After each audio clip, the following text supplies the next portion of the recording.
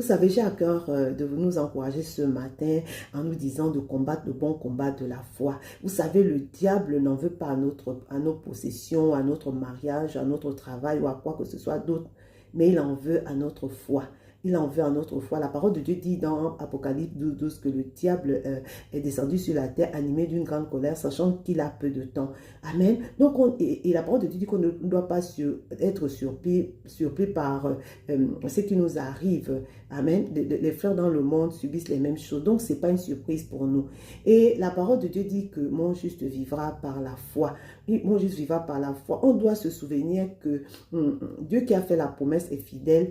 Il n'est pas fidèle. Ce que sa bouche dit, il accomplit. Il n'est pas un homme pour mentir, ni le fils d'un homme pour se repentir. Amen. Et la parole de Dieu dit qu'on doit garder nos regards fixés sur Jésus, qui est l'auteur et le consommateur de notre foi. Le consommateur de notre foi. Vous savez, les choses visibles sont passagères, les choses invisibles sont éternelles. Combattre le bon combat de la foi, c'est, comment dire, résister au diable d'une foi ferme.